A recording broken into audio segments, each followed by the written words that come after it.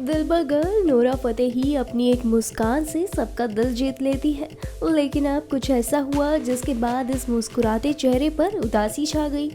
अब Nora Fatehi की आंखों में आंसू आ गए और इसका कारण बना उनका संघर्ष। अपने धमाकेदार डांस से सभी का दिल जीत चुकी नोरा फतेही अब अपने एक इंटरव्यू को लेकर सुर्खियों में है।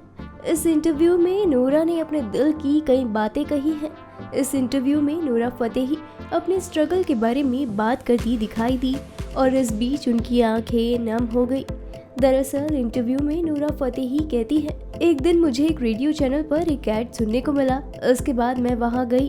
पोर्टफोलियो दिखाने के एक दिन पहले मेरा अपेंडिक्स का ऑपरेशन हुआ था। मैं सही से चल नहीं पा रही थी, लेकिन मैं गई। वहां सेलेक्ट होने के बाद एकदम से मैंने जाने से मना कर दिया क्योंकि मुझे मोटिवेशन नहीं मिल रहा था। नोरा आगे कहती हैं, जैसे ही मैं वहां से वापस आई, मुझे उस पाकिस्तानी एजेंसी से कॉल आया कि तुम क्या इंडिया जाना चाहोगी। मैंने उसे तुरंत हाँ कह दिया। उसके बाद मैं इंडिया आ गई। यहाँ आकर मुझे लगा था कि मुझे लेने लिमोजीन आएगी, साथ ही एक बटलर भी होगा जो मुझे एक स्वीट में ले जाएगा और मैं अपने ऑडिशन के लिए इसी लिमोजीन कार में जाया करूंगी। हालांकि जब मैं इंडिया पहुंची तो ऐसा कुछ नहीं हुआ। ये मेरे लिए एक चार्टे जैसा था। नोरा ने इस इंटरव्यू के दौरान ये भी बताया कि उन्हें स्ट्रगल के दौरान बुलिंग, रिजेक्शन से लेकर ट्रॉमा जैसी सिचुएशंस का सामना करना पड़ा था। नोरा ने आगे कहा, काश मुझे किसी ने बताया होता कि मेरा यहाँ पर कैसे कैसे लोगों से पाला पड़ेगा।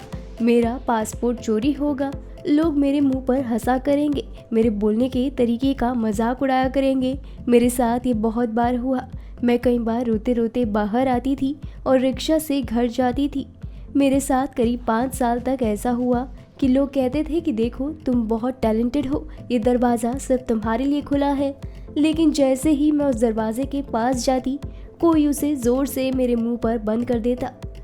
इसके बाद इंटरव्यू में नोरा रो पड़ती है और कहती हैं, मैंने बहुत कुछ देखा है, बहुत कुछ सहा है, लेकिन मैंने हार नहीं मानी और कोशिश करती गई।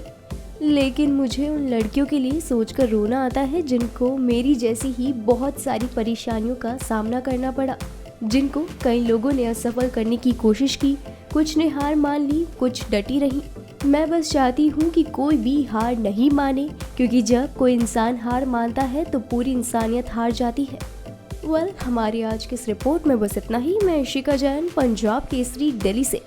अगर आप हमारी ये वीडियो फेसबुक पर देख रहे हैं तो हमारे फेसबुक पेज को लाइक कीजिए, और अगर आप हमारी ये वीडियो यूट्यूब पर देख रहे हैं तो हमारे यूट्यूब चैनल को सब्सक्राइब करना मत भूलिएगा।